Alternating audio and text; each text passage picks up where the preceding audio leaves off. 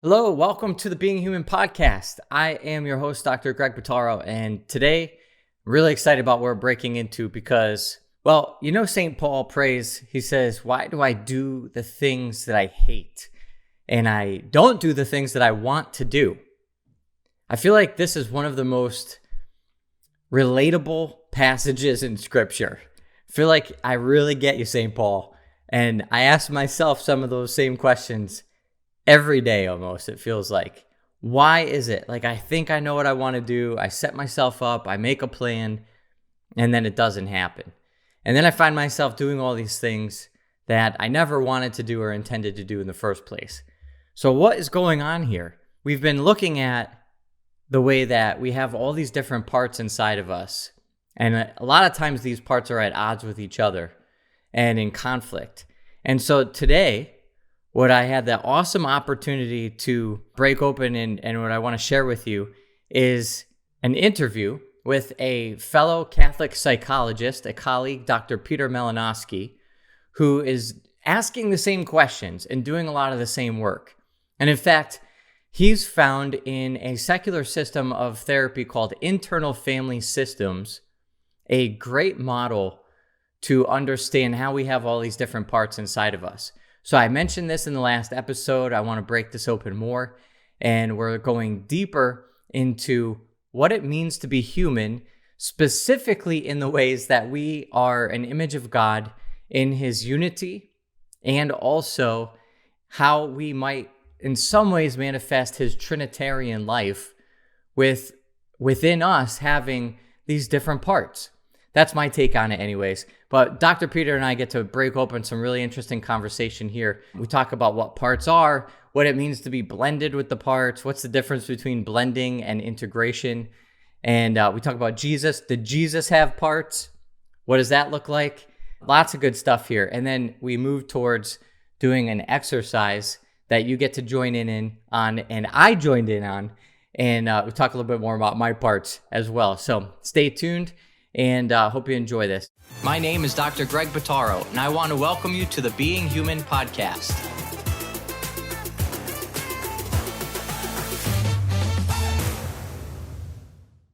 All right, welcome, Dr. Peter Malinoski. It is so good to be here with you, Greg. Thank you for having me on the show. Oh, I have to tell you, I'm a little bit nervous. This is the first interview with, I've had a guest on the show before, but this is the first sort of like professional level, like, you know more than I know about some of the stuff I'm talking about to my audience here. Well, it's going to be great. It's going to be great. You know, I've really appreciated the emphasis you've had over the years on this whole concept of integration, right? And so, you know, we really harmonize on that particular topic. And I'm excited to be able to be here with you and with all your listeners and your viewers today. So. Oh, that's so great. Yeah, I'm really excited. And something that I've been learning a lot from you in some of this recent work of that I've been sharing a little bit with my audience is something that I feel like we really need to talk a lot more about. And you're really trailblazing a path of understanding some of this sort of new work of psychology, some newer theory that has been taking root, but in a very deeply Catholic way. And I'm so excited to open this up with you and really talk about this. So what I'm talking about is something called parts work. Right. We've been talking about parts. Maybe before I butcher a definition, you can explain this a little bit more. Sure. So most people believe that we have like this unified kind of homogeneous personality. Right. And that includes most mental health professionals. There's this idea that we have this stable personality. It exists pretty much the same over time. And that captures who we are in a psychological way. And really, over the last 30 years, especially with advances in traumatology, really understanding the experience of trauma, there have been a number of different approaches that have come forward and said, you know, we're really not a single unified personality like we thought we were. And so one of these approaches, internal family systems, which was pioneered by Richard Schwartz, emphasizes how we are both a unity and a multiplicity. So we are one, but we are also several. So we have a whole, but we also have these, what Richard Schwartz calls parts within us. Hmm.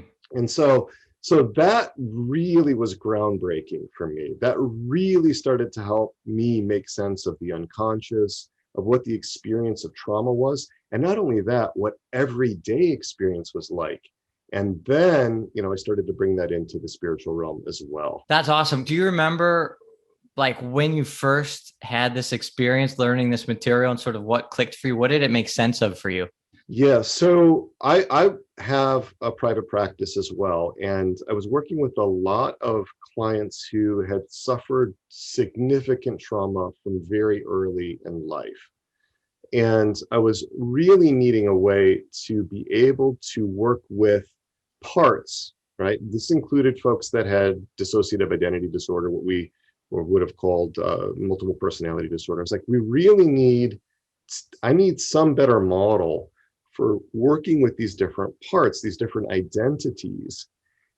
And so I started to look around at what was out there, and I started to read. I'm like, oh, this makes so much sense. And then when I came across Richard Schwartz's work, he argued that this isn't just sort of some extreme manifestation of pathology. We all have parts.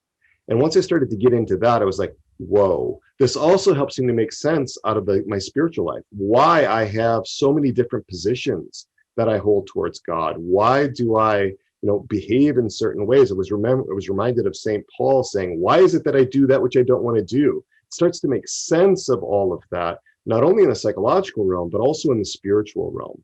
And so that's what really impacted me. And when I started to discover my own parts and how much my own experience made sense now, that was what was really driving all of this home for me and got me super excited about it. Yeah, it's really fascinating. It gave permission, at least my experience, it sounds like yours, to allow for these different parts. It's almost like before that, there was this implicit rule that we couldn't have different parts. And I talk about this with new people in a new conversation, and people say, well, what are you trying to say? I have multiple personality disorder. Right. And it's like, we've totally, created this dichotomy between like, either you're not allowed to have parts, or you must be so extreme that you're in this disordered place. And this opened up a new permission, almost a new set of rules that could say it could be both. It actually could be, yes, of course there's unity, but it also is true that we have all these different, and as soon as you read that, you're like, this makes so much sense. This is how I understand myself. This is how I understand everybody else. and that's what I love about integration, because then we also have this other lens that adds a new layer to it. And it's like, how does this make sense in the light of God and the way he created us in his image? Well, he's one and many, or three. So why wouldn't it make sense then that we also might be one and multiple at the same time? Well, it also makes sense of our Lord's command, right? The second great commandment, love your neighbor as yourself, right? So that implies that we are to love ourselves, which means that we have to have a relationship with ourselves. Yes. Right. So if we're a monolith, right, if we're just a homogeneous monolith, there's no possibility of self-relating, right? But if we're starting to think of ourselves as both a unity and a multiplicity, then the possibility of relating within ourselves becomes real, right? And that's what's so unique about the Christian God, right? That's the only God that can love himself. And that love is so real that it becomes the third person, that it is the third person of the Trinity, right? The Holy Spirit. So yeah, there's ways that this cuts across both the psychological and the spiritual. Yeah, that's so powerful. So for people listening, and this all sounds kind of weird and new, and maybe they're not totally sold yet. I mean, do you have a story or a vignette that you can think of that's like sort of more, I say less towards the extreme end of the spectrum, but a little bit more in the normal range? Let me just define parts, right? So that we can kind of get a basis for what we're talking about. So parts really are like little personalities within us. They're constellations of needs, roles, emotions, body sensations, beliefs, assumptions, typical thoughts, intentions, desires, attitudes, impulses. There's all of this stuff that's wrapped up in a part. It's like a mode of operating, but it's more than just a transitory emotional state. It's more than just a mood. I'm going to talk a little bit about a guy who comes home from work. He's really worn out. He's really tired. And his wife notices that, every night at 6 o'clock, he's in his 6 o'clock funk. He's in his 6 o'clock funk. And that's not just a mood for him. It's also a way of looking at the world. It's also a way of relating to his wife. It also has an emotional component to it. So there's this whole constellation that's built around what we would argue is he's in a part. He's in a part of himself, the 6 o'clock funk part. And that part actually lasts over time. So for example, in me, I have parts. I believe we all have parts. I have a part that is a strong protector of me, a guardian part. And so when I feel threatened, that part can come up and it can get large and it can get in charge, and it can be, and it works to protect me. And there's a sense of belief, there's a belief and a feeling about that, and a body sensations that come up with that, and so forth. So you can think about it in terms of these modes of operating. It makes a lot of sense. Yeah. And so, for example, and this is another little bit of an extreme example, but manic depressive disorder, bipolar disorder, there's a whole constellation that goes around the more manic side, and there's a constellation that goes around the depressed side. You can notice this in your own life too. Have you ever had like a debate inside, over, whether I should go to this party or not go to this party? And part of you really wants the social connection. There's been a long COVID winter. We want to sort of get out, connect with our friends again. But there's part of you that just wants some peace and quiet, that just really needs some time to decompress, right? And just wants to stay home on that Saturday night. So you can kind of see that there's maybe there's two parts that are on two different sides of this issue, right? So we have these different things going on inside of us. Right. Okay. So how does that work? Like, then what do we do with that? One of the things that I'm going to argue is that so many of our parts are disconnected from our core self, right? So we have a core self, and we have these parts. And one of the markers of psychological health is this integration. How well connected are we to our parts? How well in touch are we with our parts? Because when parts are disconnected, they still exist. They still hold things. They still hold their beliefs and attitudes and so forth. And so one of the things that I think is really important is that we be integrated, that we be connected, and that we not be blended with a part. And what do I mean by blended with a part? Well, you might remember the movie Inside Out, the Pixar movie. Oh, yeah. Right? Where the little characters inside Riley's head would take over the control panel, and then all of a sudden, everything would be seen through the prism of that part, right? And so what we want is to have our core selves governing our system. And then we can have recollection in the natural realm. Then we can really govern our parts. Then we won't be dominated by our parts. And our parts have access to our passions, right? And so we won't be dominated by our passions. We'll be able to be, much more able to have access to the whole of our being, not being sort of split off, compartmentalized, disconnected, and things like that.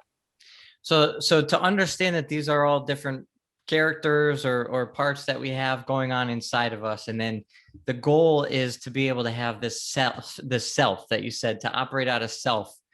Right. Maybe distinguish that a little bit more so we can get to sort of a sense of what to actually do with all this. Right. Within internal family systems thinking, and there are some ways that internal family systems thinking harmonizes really well with a Catholic anthropology, and there's some ways that it doesn't. So we have to make some adjustments, just like with any other model of the human person that comes from a secular underpinnings. But the self is the sort of natural seat of being, if you will. It's the place from which we can, in the natural realm, really be aware of who we are and who others are. And it has certain qualities. It has the capacity for compassion, for calm, for connection. It's got ways that it can interact with the different parts of yourself so that there's order within, again, on the natural realm. And because grace builds on nature, because the supernatural is grounded in the natural, right? There's, St. Thomas Aquinas says that grace perfects nature. That's really important in order to have a solid foundation for the building of the spiritual life. And so what it does is it really helps us to not be taken over by our passions. It really helps us to be able to appreciate and understand what's going on within our own phenomenological worlds. And then if we're in a good place that way, it helps us to be able to understand others better, because we're less likely to attribute something that's going on inside of us to what's going on inside of them, right? That's removing the beam from our own eye in the natural realm before we attempt to remove the speck from our neighbor's eye. So the self is kind of like the best version of ourself. Would you yeah, so I would say that these parts are also really important and really essential, but the self is like the conductor of the orchestra, right? The conductor of the orchestra is really important. The orchestra is one, but it's also many. The parts are like the musicians, and they have a very important role to play in ourselves. We wouldn't be human without our parts. But the conductor of the orchestra also has this really important governing role. So when a part takes over, it's sort of like the first violin, rushes the podium, deposes the conductor, and then takes over the conducting of the orchestra. It can't live out its role within the person system from that position. So this is a little bit of a selfish question, Right. and I don't know if I've heard you talk about this. By the way, if there's anybody interested in mental health, any therapists or anybody listening, there's the interior therapist community that Dr. Peter runs, and is it's just an incredible wealth of information and great community around these very topics. Mm-hmm. But one thing I wonder about is if our goal is to become like Christ, and he's the model for our humanity, right? Did Christ have parts?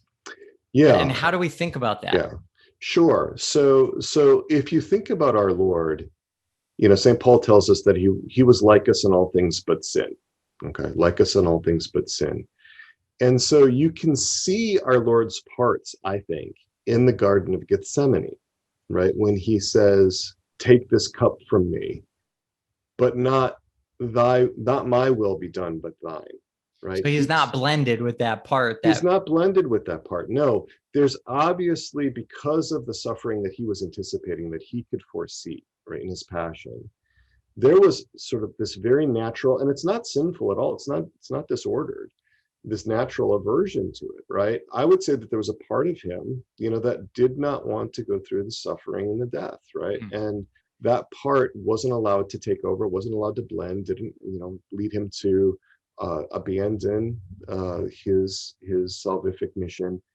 He stayed in self, and I would argue that Christ was always in self, but that he was impacted by his parts, right? I do believe that, for example, when he was tempted by Satan was trying to work with a part of him, a part that really was carrying the hunger, right, of the fasting that he was experiencing in the desert, so. And that's where I think we're often most vulnerable, because if we're not loving our parts, if we're not caring for these parts of us, that are often outcast, right? We have certain outcasts within us. It could be the part of us that carries sadness, or the part of us that carries shame, or the part of us that carries anger. Then those parts are sort of cut off. They're not in a healthy relationship with the rest of us. And that does become a place where different kinds of temptations can happen. Oh, yeah, this is so important. I feel like this is probably the most important sort of crux of why this is effective for Catholics to really dig into. Richard Schwartz's new book coming out is called No Bad Parts. And I feel like that is right in line with the full message of divine mercy.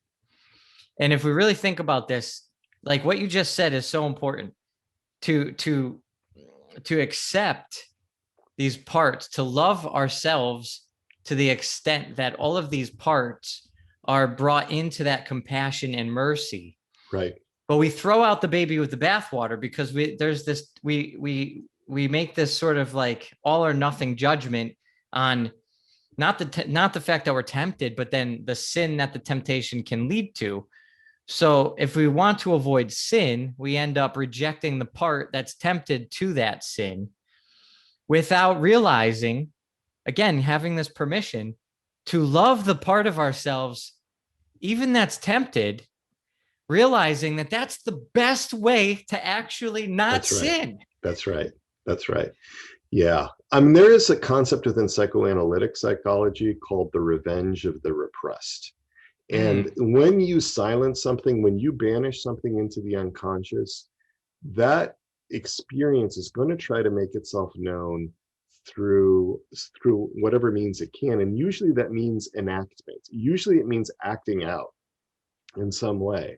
And so what I'm advocating is that just like Christ went to the outcasts in the Jewish community, in the Israelite community, he talked with tax collectors. You know, he spent time with prostitutes and trying to convert them, right? You know, I mean, the woman by the well and so forth. He was reaching out to lepers, right? The people that were undesirable. Yeah. What I'm arguing is that we need to do that within us. Yes. We need to do that to the parts of us that carry shame, fear, rage, the parts of us that are manager parts, the ones that are trying to manage everything, do not want to be seen or heard, right? We think in those manager parts, think within us that needs to be suppressed in order to be acceptable to God. And so what happens is those parts become alienated from God. Those parts become disconnected. And that has an impact because they're going to react to that kind of rejection.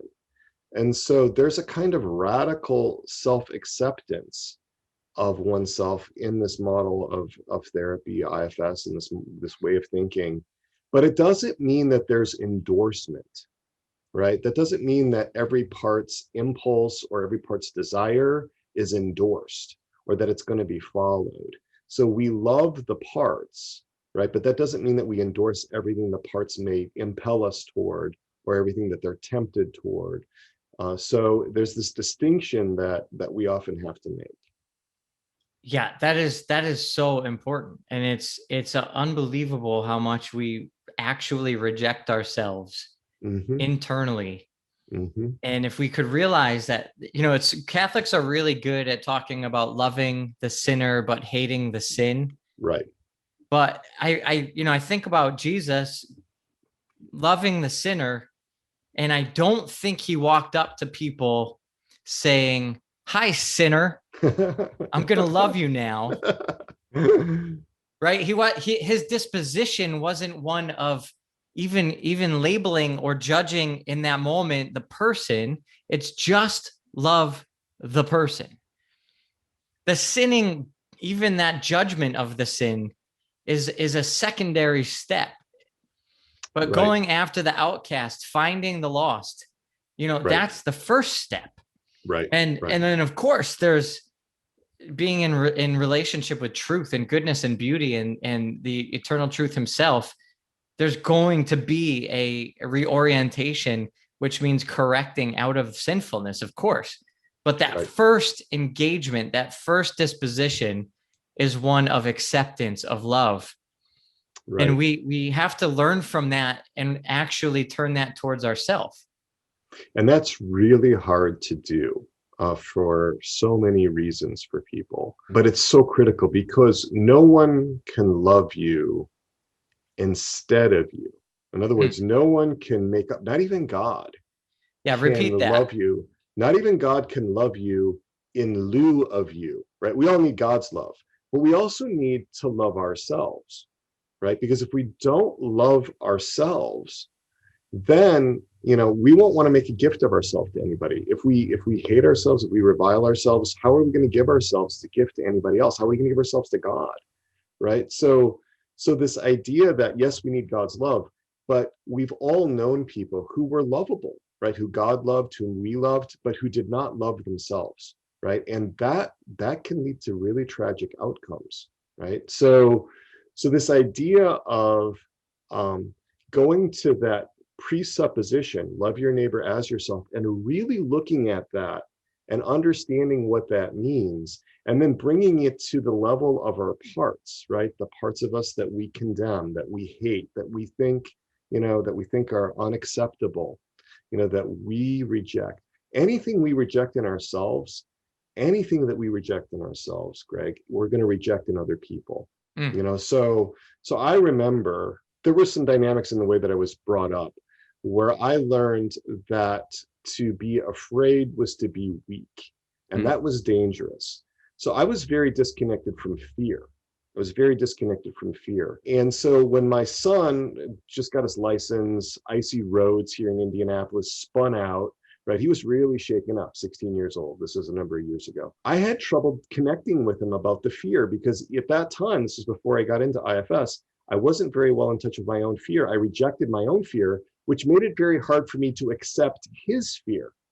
Right. And I was like, hey, I grew up in Wisconsin. You just get back in the car. You know, he wasn't in a place to be able to do that in that moment. Right. Part of why we need to love ourselves is not just some kind of self-indulgent, some sort of psychological day spa where we learn to love ourselves or whatever.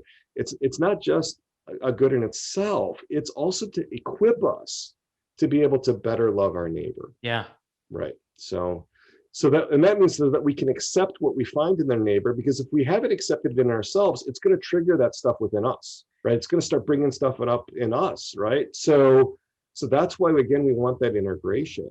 It's like a way to, and this is all in the natural realm, Greg. This isn't actually spiritual per se. This is stuff that's just going on in the psychological realm. But again, because grace perfects nature, it's got to have the nature to work with. Right. And that's why I think there's this is like part of, like, if you will, pre-conversion. Right. Absolutely. And concurrent with that, I look at, I do a lot of work with the philosophy of JP2 and his anthropology, which is so deep, and unpacking Acting Person right now. And he talks about this, which is like a lifetime project in itself. But he talks about this he brings up what he calls the subconscious. And he even throws a bone to psychologists. He talks about Freud, and he talks about how the unconscious is a reservoir holding all of our life experience. And he says it's the primary task of morality and education to bring to light of consciousness that which is held in the unconscious. Now, think about that statement for a moment. The primary task of morality and education. And it's all about this idea of becoming and self-ownership and actualization. Right. That's a whole human action. Right. But we block it all from our light of mind, from our own consciousness. And that's why when we give ourselves permission to realize we have all these parts, in some ways, for myself, the floodgates opened up because that repression was based on this judgment that, like, I have to be integrated. I have to be unitary. I need to be solidified. So you almost pretend that you are, even though we're far from it. And then you realize, like, wait a minute, it can be one and many. One and many. Exactly. And then the floodgates open. Yeah. That's the Catholic and, right? One and many. Yes. Not one or many, right? Exactly. That's that Catholic and. And again, we're fearfully and wonderfully made. And we don't want to just reduce ourselves down to a single monolithic personality. I did personality assessment for 15 years, Greg, as a psychologist, an expert in that. And I was so dissatisfied because I couldn't capture the depth of what I was seeing with a single, a narcissistic personality style or an obsessive personality style. I couldn't bring it together because when you get into the actual phenomenological world of the person, you see so many different facets. I mean, look at our Lord, right? The way he worked with different people, very firm with the Pharisees, right? Because they understood the language of power, right? If he had come up to them with this, very gentle demeanor, they would have misinterpreted it as weakness, right? The woman caught in the act of adultery, great compassion, right? So he's actually, all of the parts of him were contributing to that. His entire orchestra was totally in tune, right? And so he could access It's not just the self. It's not just the conductor. The conductor actually can't make any music by himself, right? He actually That's an needs the awesome way to parts. look at it. I love Yeah. that. So, yeah. That's So, really powerful. Yeah. And then he's just like expertly actualizing any one of those parts at any moment, just like bringing it all together and right. and applying whatever is called for At in the that. moment. Even in the way that he handled certain accusations or towards, in the passion, it's like, he went a different way because it wasn't his time yet. At Right. times he met the accusations with silence. Right. At times he met them with wisdom, these wise quips back at, and like talking to Pilate was like a whole different thing. Right. It's like, And talking to Herod was a totally different, yeah, reaction. yeah, And what he's doing in those moments is that he is utilizing all of his humanity, okay, to, in the most attuned way, connect with the person that he is talking to in love, right? That's what this is all about ultimately. It's about equipping us to be better able to love our neighbor, better able to love our God, better able to love ourselves. That's what this is ultimately all about. It's about helping us along the road to salvation and living out the Great Commission, right? And so that's what's so exciting about it. Because for me, if it doesn't, if what we're doing, with psychology, if what we're doing in the clinical office, if what we're doing, in our lives is not oriented, at least indirectly, towards our salvation, then it's at best a waste of time. And so that's what I'm so excited about with this, is that it opens up so many doors, and I think are so needed because we're so fragmented. Our culture is fragmented. So many of our families are fragmented, and internally we're fragmented as well, that this just actually provides a way to understand and a way to move forward that actually helps us to in this great endeavor of loving.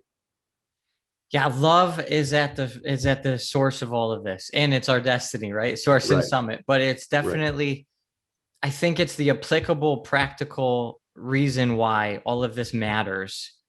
And once we open up that permission to see these different parts, we realize how much we don't love some of them. Right. And then we realize that's how, like I was giving a talk and praying with a group, and we were talking about mercy, and they were, it's like you're with like a charismatic group or a group of serious Catholics, and people are, it's like, oh, do you receive God's mercy? It's like, yes, we receive God's mercy. Yes, we love mercy. Yes, it's all about mercy. And it's like, okay, so I want you to think about the last hour, just the last hour. How many negative thoughts went through your head? How many moments of self-criticism? And then they're like, oh yeah, you're right. And then I was like, okay, wait, pause. How do you feel about yourself having those thoughts? Right. And they're like, oh no, I did it again. Right. It's like every recurring, moment of reflection is filled with rejection. Well, and all of this is, has its origin ultimately in three things.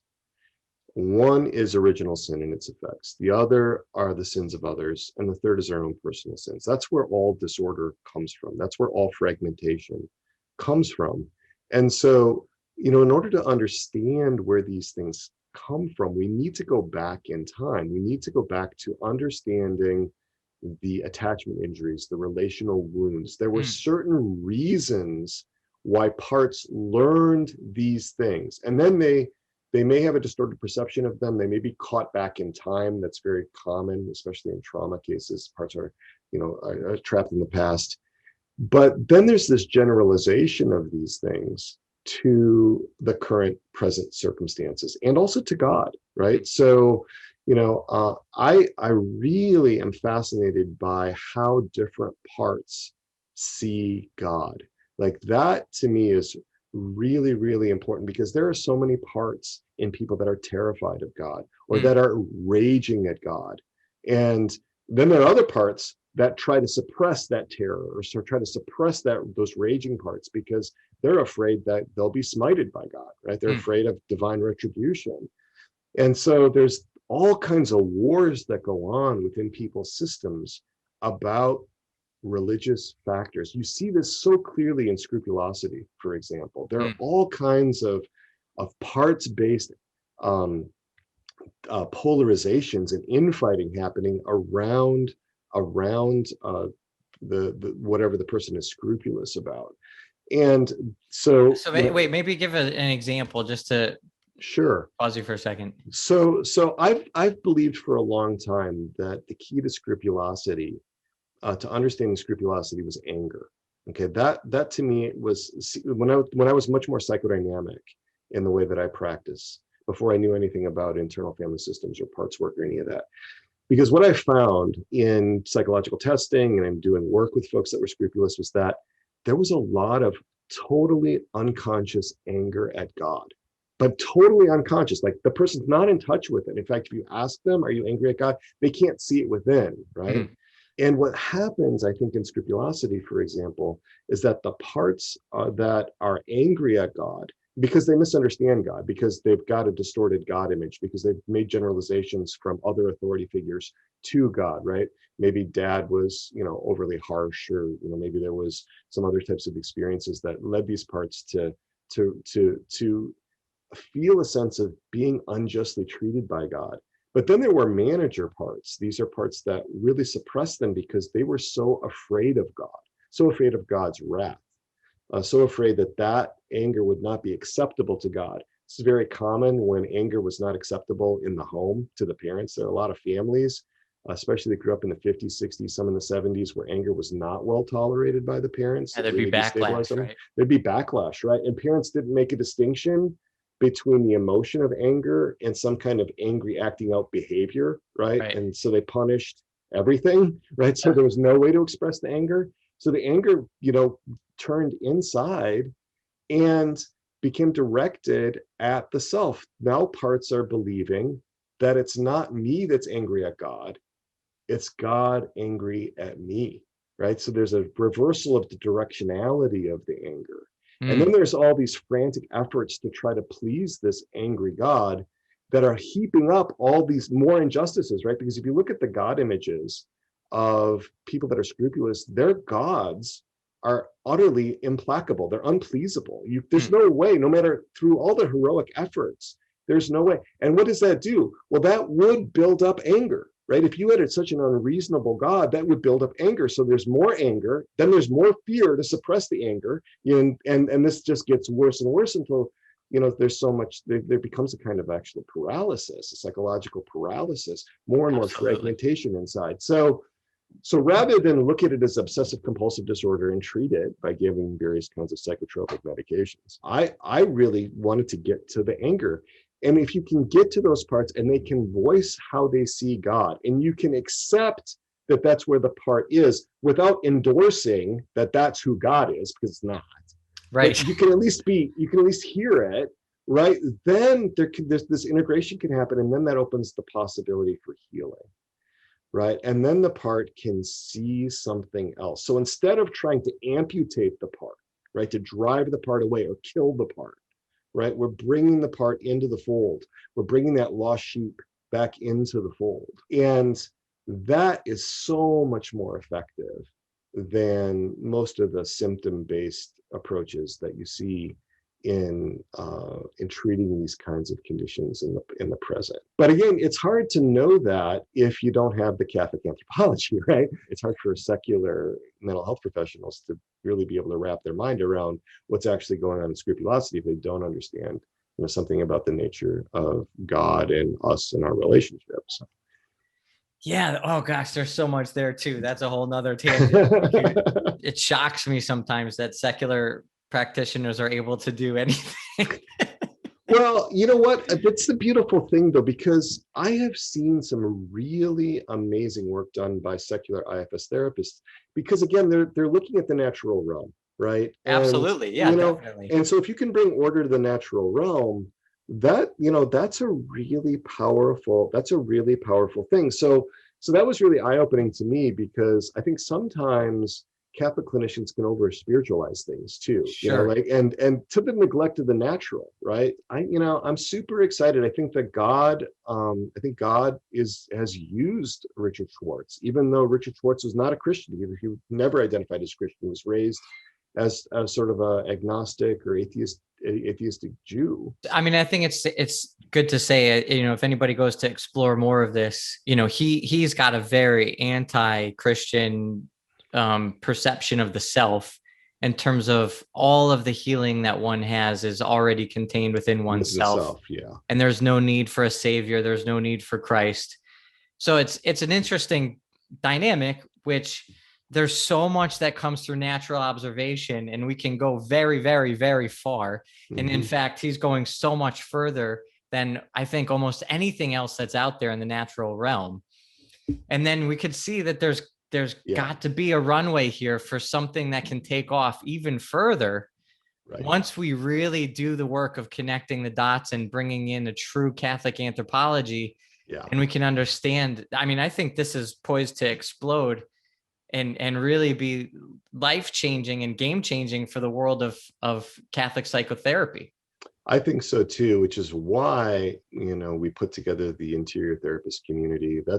That's really about taking IFS and harmonizing it with the Catholic faith. And that's so important because you don't do it the other way around. Catholicism is a revealed religion, all right, which means that we were never going to figure it out. Right. On our own. I do believe that Christ came at a particular time in history where the Greeks had gone about as far as you could go with philosophy, and the Romans went about as far as you could go with law. Just on a human. Interesting. On a human level. That makes sense. So we needed divine revelation. We needed Christ incarnate to come at that time. Yeah. So I am super excited about the openness of internal family systems to spiritual realities, because you don't always see that. It's actually pretty uncommon. It's open to spiritual realities. It takes spiritual realities as realities, right? So that's like really fascinating.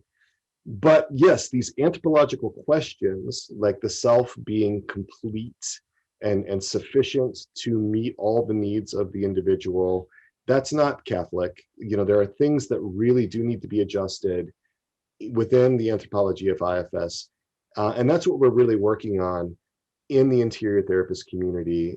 It's a blessing. We've got, I think, 55 or 56 Catholic clinicians in there now. And then also in the Resilient Catholics community, that's a community for lay people that grew up around the podcast Interior Integration for Catholics. We're finding that this is really resonating with people. Like I was shocked. We're not even a year old in the interior therapist community. And I'm surprised at how many Catholic clinicians are really looking for that, because there's this desire for us to integrate what we're doing, right? That it not just be operating in the natural realm, but that there be a harmony and a luminosity, between the natural and the supernatural. And I'm so excited and heartened that so many people are into this, and they're using it in really creative ways, really applying it in different situations. And so it's really, really interesting. It's fascinating to observe. I think, it's great timing. It's certainly a great combination of a system that's very manualized in one sense, and then very sort of philosophical and abstract in another. So it can be really tapping into both of these needs. And then anybody who's got that Catholic development and that foundation, automatically it resonates with something here, because of the mystery that's behind it. Sometimes some of the things that Richard Schwartz says, it's got that sense of paradox to it, and it resounds with a sense of mystery and something that we take for granted as being very Catholic, and realize like there's something really here that's much deeper, and it's worth exploring more. So I'm really edified at the work you're doing there, and I'm really also glad to see so many people being excited about it. I think there really is a lot more to go with it. All right, we're going to pause this right here before we go too much deeper for right now. And next week, we're going to jump right in. In the next episode, we'll open up with a little bit of a disclaimer and a warning to prepare you, so that if you wanted to actually participate in this exercise, you can do so when you're not driving or doing anything else that requires your full attention, because this is really powerful, and it's really worth spending a little bit of time in some silence and some space to be able to focus and attend and give your attention to diving really deep into it. And afterwards, then we talk about what my experience is going through this exercise. We'll talk about my parts, the kinds of things that come up for me. And I go a little bit deep and a little bit vulnerable in that space. So I look forward to sharing it with you, and I hope that this has blessed you so far, and I look forward to hearing more from you all and how you experience this moving forward. God bless you. Thanks for listening to the Being Human podcast. If you've enjoyed this episode and want to help us spread the word and hear more, please head over to iTunes, leave us a review, and subscribe, as it really helps us to get our content out to more people. Be sure to listen next time as I take you deeper into what it means to be human. If you want more free content and information about what we do at the Catholic Psych Institute, head on over to CatholicPsych.com. God bless you.